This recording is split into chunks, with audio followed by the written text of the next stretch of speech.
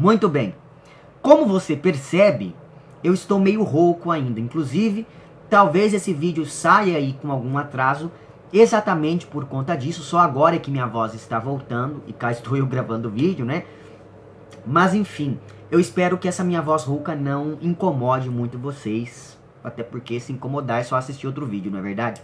Mas enfim, no vídeo de hoje nós vamos falar um pouco sobre O Riso dos Ratos, que é um romance publicado originalmente em 2021 pelo Joca Rainer Sterron e que me foi enviado por uma inscrita aqui do canal, que é a Clarissa, e que, para além disso, foi objeto de discussão em um dos clubes de leitura que eu faço com os apoiadores e apoiadoras aqui do canal. Se não me engano, este livro aqui foi discutido por nós no mês de abril, mas aí eu não me lembro muito bem agora. Mas enfim, segundo o que disseram na reunião sobre o livro, o tema distópico presente aqui no Riso dos Ratos já estava presente no romance anterior do Joca Rainer Sterron, que se intitula A Morte e o Meteoro, que foi publicado em 2019. Ainda não conheço aquele outro livro, mas pelo que foi dito sobre ele, fiquei bastante interessado. Mas o fato é que, pensando aqui no Riso dos Ratos, o que chamou a minha atenção desde o início, desde que esse livro foi publicado, não foi tanto o tema, mas sim o título desse romance, que me fez lembrar, sobretudo, de um conto de um autor que hoje em dia é pouquíssimo comentado, chamado Samuel Havett. E aí o que acontece? Em 1981, o Samuel Havett publica aquele que foi o seu último livro de contos, intitulado Que os Mortos Enterrem Seus Mortos. E aí, o primeiro conto daquele último livro, de 81, se intitula justamente O Riso do Rato. E naquele conto, nós temos uma narrativa que envolve dois elementos que vão ser centrais aqui no romance do Joca Rainer Sterron.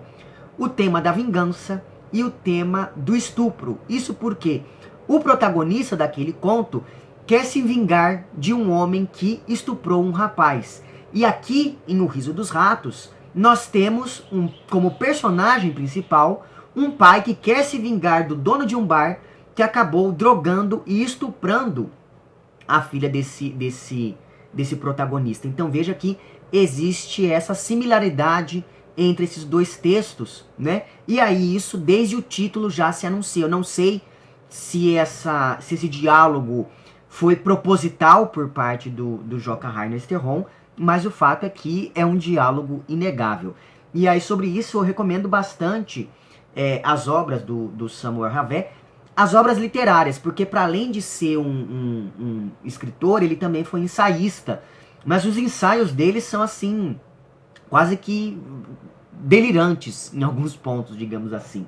Né? Então, talvez o maior interesse mesmo que eu tenha, pelo menos, seja aqui pela literatura produzida pelo Samuel Havett, que em 2004, se não me engano, foi recompilada aqui neste livro chamado Contos e Novelas Reunidos, que foi publicado pela Civilização Brasileira. Não sei se é fácil de encontrar este livro, mas enfim, aqui nós temos vários textos bastante interessantes desse autor.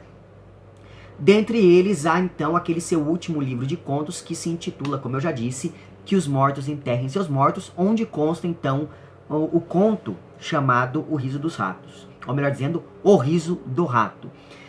Mas além disso, como ao longo desse romance do Joca Rainer Sterron a imagem do rato aparece com certa frequência, eu me lembrei de outros dois romances muito importantes da literatura brasileira, mais especificamente romances da década de 1930. Eu estou falando aqui de Os Ratos, do Dionélio Machado, que é um romance publicado originalmente em 1935, e que fala de um rapaz que passa a ser ameaçado por causa de uma dívida, e a partir disso ele começa a perambular bastante angustiado pelas ruas. Então é um romance bastante denso pensando nisso. E o outro livro do qual me lembrei por conta dessa imagem do rato é um livro do Graciliano Ramos, que foi publicado um ano depois aqui de Os Ratos, ou seja, em 1936, e eu estou falando de Angústia. Eu tenho esse livro aqui nessa edição, que não tem o título na capa, mas tem aqui. Enfim, que é um livro bastante conhecido do Graciliano Ramos. Mas o fato é que aqui nós temos um protagonista que ele vai também enlouquecendo conforme avança a narrativa, E aqui, em vários momentos, esse protagonista escuta os ratos correndo por dentro das paredes. E aí essa imagem do rato, que está presente então nesses outros textos, acabou vindo à minha mente enquanto eu li aqui este romance do Joca Rainer Sterron. Então veja que, de um jeito ou de outro, esse romance contemporâneo acaba se aproximando ou se filiando de uma série de outros livros da nossa literatura que apresentam uma visão tão desesperançada das coisas que acabam questionando a própria humanidade dos personagens a partir dos eventos narrados. E aí, então, a imagem do rato surge quase como esse contraponto, mas ao mesmo tempo como esse elemento que complementa essa contrapartida humana das narrativas. Então, eu achei muito curioso o jogo feito pelo autor aqui. Novamente, eu não sei até que ponto esse jogo ele foi consciente, mas ainda assim é um jogo bastante possível de ser visto, sobretudo se você já leu esses outros textos. Então fica aí essas recomendações a título de curiosidade, caso você tenha lido e gostado aqui do Riso dos Ratos. A diferença, ou melhor dizendo, a novidade oferecida aqui por este romance contemporâneo é que nele o autor se aproxima definitivamente do gênero distópico, ainda que com uma diferença fundamental em relação a obras mais emblemáticas desse mesmo gênero.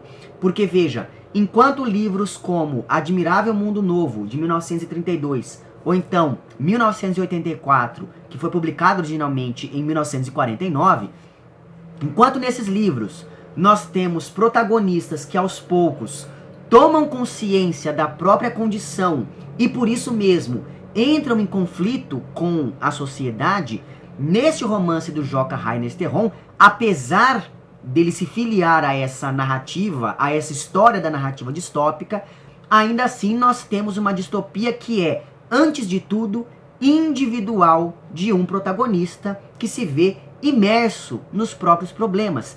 Então é quase como se o declínio da sociedade não fosse mais do que um reflexo do declínio do próprio protagonista do romance do Joca Rainer Sterron.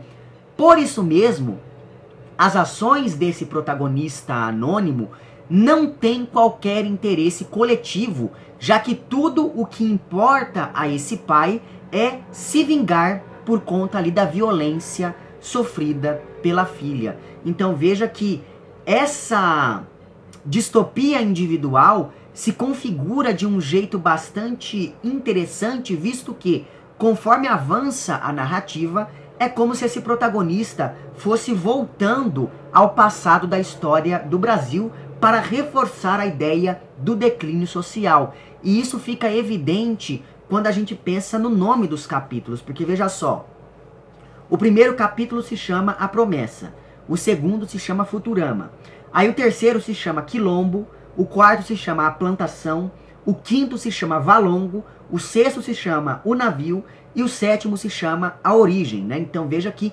existe esse movimento progressivo, esse movimento retrospectivo em direção às origens da história do Brasil. E com isso, o autor reforça que a história é algo insuportável. Só que o problema é que esses personagens aqui estão presos às circunstâncias históricas. E é por isso que esse romance tem características bastante neonaturalistas ao reduzir os personagens apenas ao aspecto biológico, uma vez que aqui, antes de qualquer coisa, eles têm que sobreviver por conta desse cenário distópico que vai se aprofundando conforme avança o romance.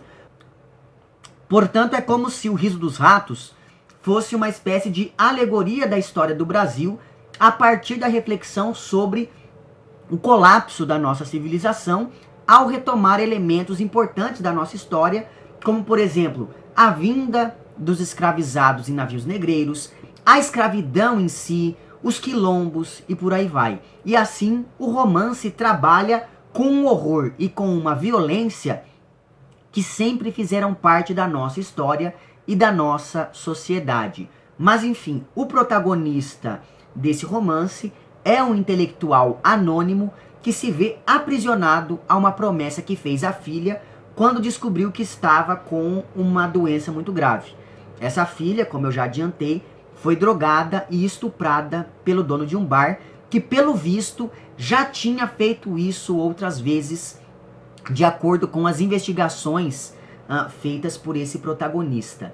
E diante da demora em conseguir justiça por meios legais, esse pai jura à filha que iria se vingar com as suas próprias mãos e matar esse estuprador com requintes de crueldade que ficam cada vez mais gráficos, cada vez mais explícitos, conforme avança a narrativa e conforme esse pai vai fermentando essa vingança que vai se aprofundando. Então esse sentimento de vingança vai se aprofundando conforme esse sujeito se depara com cenários cada vez mais catastróficos, cada vez mais distópicos, e conforme ele vai se dando conta da própria finitude e da finitude da sociedade ao seu redor.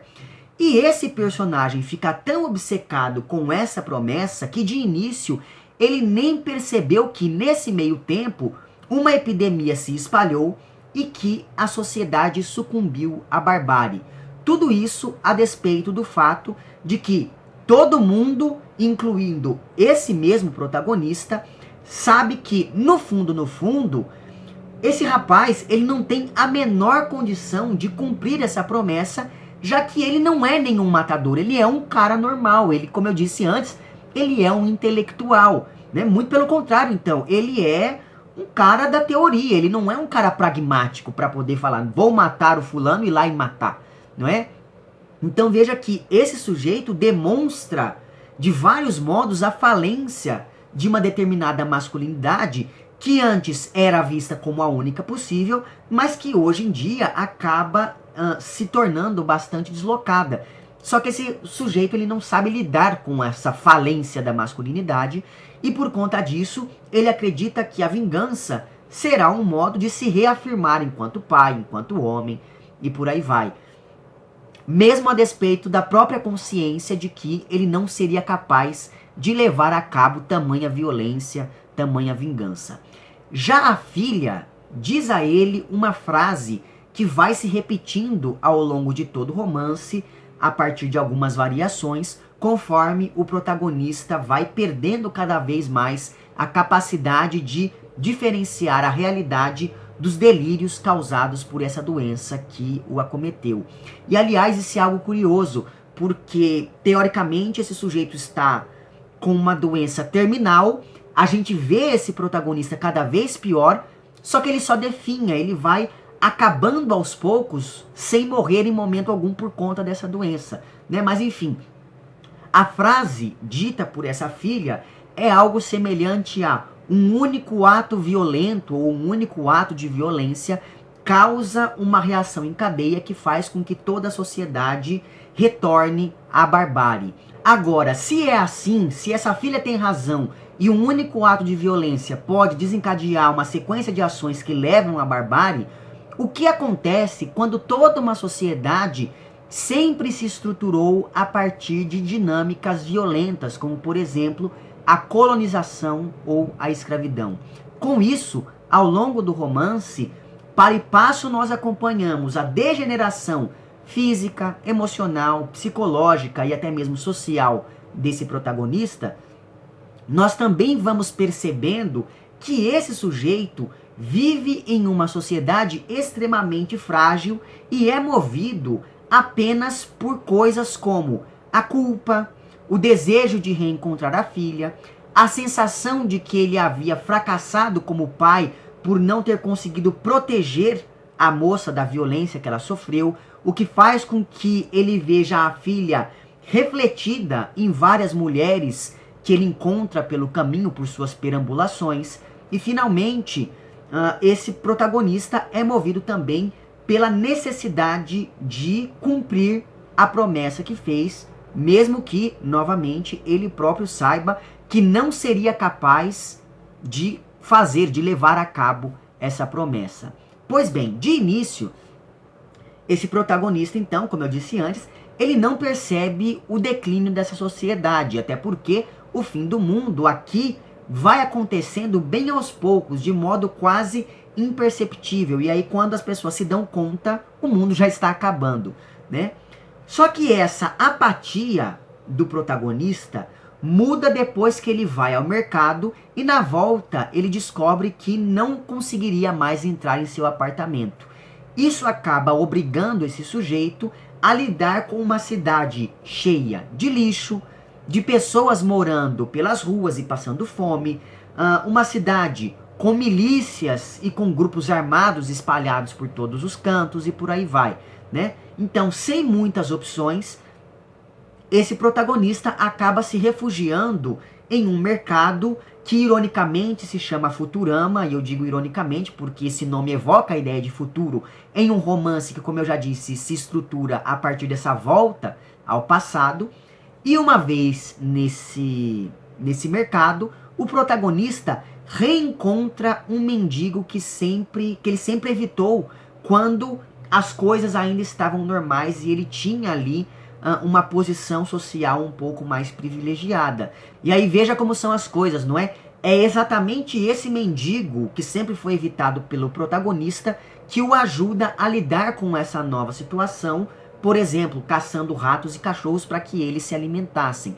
Ou seja, esse protagonista, ele vai aos poucos se convertendo em tudo aquilo que antes ele, como um bom membro da classe média, mais rechaçava, não é? E aí ele vai perdendo todas as coisas que tem e por conta disso ele vai se aproximando cada vez mais de tudo aquilo que ele sempre negou. Nesse mesmo mercado funcionava uma fábrica que era administrada pelo gerente do Futurama e que explorava a mão de obra das poucas pessoas que não tinham sido afetadas por aquela doença. E evidentemente nós sabemos apenas que é uma febre que se espalha aqui por essa cidade, mas a gente não sabe muito sobre a natureza dessa doença, como que ela surgiu, de onde ela veio, etc e tal. Nós não sabemos de nada disso. A única coisa que nós sabemos aqui é que ela dá uma febre muito alta que acaba, enfim, matando as pessoas.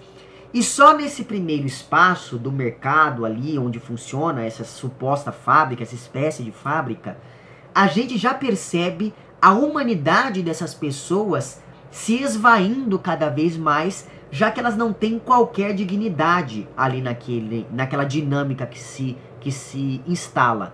Por isso mesmo, é por meio do trabalho braçal que esse protagonista é empurrado em direção à alienação e se vê obrigado a tomar uma posição diferente daquela posição que ele tinha antes, que era a posição do intelectual, né? E aí logo acontece uma greve e a partir disso a situação do protagonista vai ficando cada vez pior conforme ele vai se esconder em um quilombo que fica nos esgotos, ou seja, nós estamos falando aqui de algo que está na base da sociedade, de algo subterrâneo que a gente pensa que foi embora, mas que permaneceu, o que é bastante simbólico da nossa sociedade, né? E depois de passar por esse quilombo, o protagonista acaba sendo levado a uma plantação comandada por uma figura religiosa que usa a fé para explorar as pessoas e para justificar todas as atrocidades que faz. E aí os capítulos que se passam nessa plantação são alguns dos mais interessantes do livro, tanto por replicar a lógica do trabalho escravo, quanto pela ambientação. Então, nessa fazenda, há corpos dos trabalhadores rebeldes enforcados pelas árvores, há situações terríveis que vão acontecendo conforme o protagonista vai observando aquele lugar, e principalmente essa ambientação ela se torna ainda mais claustrofóbica graças ao discurso religioso que justifica toda essa barbárie, de modo que esse espaço da plantação me fez lembrar bastante das reflexões do Foucault aqui em Vigiar e Punir, quando ele reflete, por exemplo, sobre a docilização dos corpos e sobre a espetacularização da morte e da violência como recursos disciplinares. E é por isso que na plantação onde vai viver aqui esse protagonista do romance do J. Rainer Sterron. As punições acontecem sempre em público e os cadáveres ficam ali pendurados nas árvores, como se fossem ali um aviso para que os outros trabalhadores não se rebelassem, né? E tudo isso se torna ainda mais significativo quando o narrador revela, de um jeito quase indireto, que esse protagonista é um homem negro. Então veja que esse elemento que aparece aqui de maneira bastante sutil, ele acaba ressignificando todo o percurso desse protagonista por esses espaços nos quais ele vai sendo explorado das mais diversas maneiras. E aí, dentro dessa lógica escravocrata, esse protagonista acaba conseguindo, de um jeito que eu não vou aqui revelar, galgar algumas posições depois que conquista a confiança do tal líder religioso, mas, como só ia acontecer, logo a coisa degringola e esse personagem central se vê lançado em um porão de navio para ser vendido como escravo.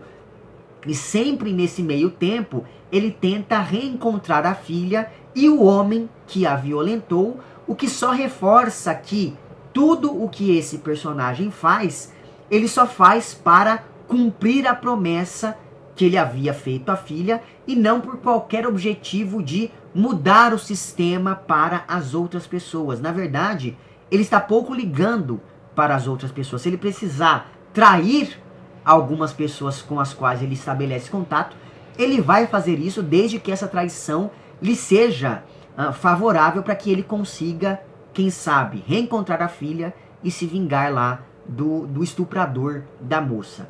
Aliás, falando nesse apego do protagonista à promessa, essa promessa é uma das poucas coisas, junto com a culpa que ele carrega e com a doença que ele tem, que conferem alguma identidade a esse personagem central. Isso porque, em um mundo cujos valores burgueses já não existem ou existem de maneira deturpada, a própria noção de identidade e de individualidade não tem mais um lugar definido.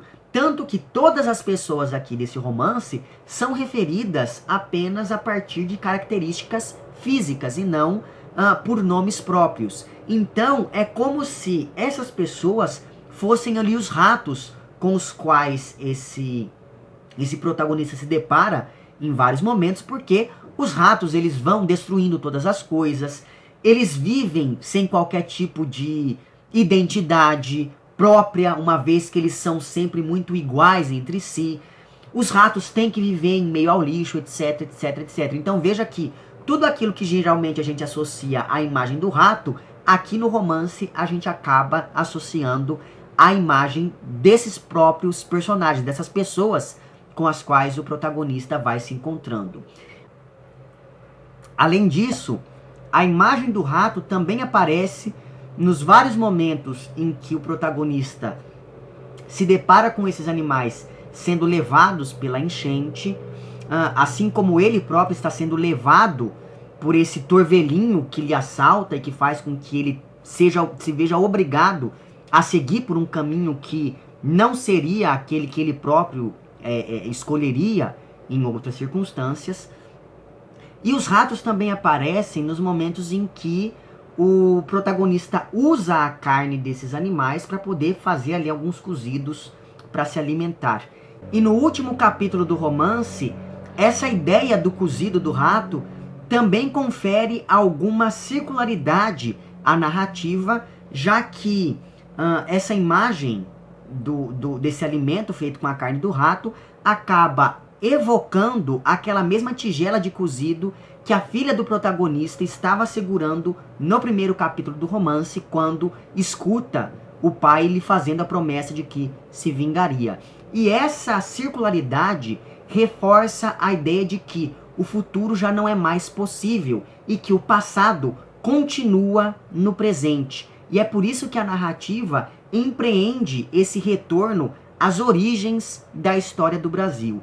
E por isso mesmo, o romance acaba se filiando a uma literatura que vem sendo produzida ao longo dos últimos anos e que faz do fim do mundo algo cotidiano, algo sem qualquer tipo de fundo religioso e cujo foco não é propriamente a catástrofe em si. Como eu disse, a gente não tem muitos detalhes sobre a origem ou sobre como funciona essa doença no organismo, né? O que importa aqui e nessa literatura distópica que vem sendo produzida com uma força cada vez maior é refletir sobre como a sociedade se estrutura a partir de um evento catastrófico. É exatamente essa reflexão que é proposta aqui pelo Joca Rainer Sterron neste seu romance. E uma vez que a estética realista parece estar desgastada, ou pelo menos é insuficiente hoje em dia, o autor recorre à distopia para refletir sobre essa impossibilidade de futuro, que, aliás, é uma das marcas desse nosso período pós-neoliberalismo, segundo o Franco Berardi, tanto neste livro chamado Depois do Futuro, quanto neste outro chamado Asfixia, Capitalismo Financeiro e a Insurreição da Linguagem. E aí, neste livro aqui, o autor escreve o seguinte na página, deixa eu ver aqui, 37. Ele diz o seguinte: não ter um futuro.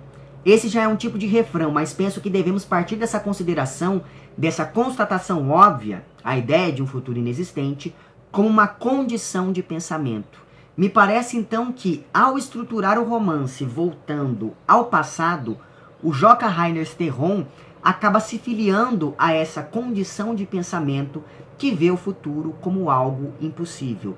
E é exatamente por conta disso que fica aqui a minha recomendação enfática para que você leia O Riso dos Ratos. Veja, eu me interessei pelo livro primeiro por conta do título, mas acabou que a narrativa que eu encontrei aqui me fez questionar, me fez refletir sobre várias coisas e inclusive me fez revisitar vários textos dos quais eu gosto bastante, mas que eu acabei, enfim, esquecendo ao longo desses últimos tempos. Mas em todo caso, fica aqui a recomendação para que você leia não só O Riso dos Ratos, mas também esses outros textos que eu fui citando ao longo dessa minha fala, porque me parece que ao ter contato com essas várias narrativas, a proposta do autor aqui acaba se intensificando ainda mais ao filiá-lo, portanto, a toda essa tradição na nossa literatura, que é uma tradição pouco comentada, mas que ainda assim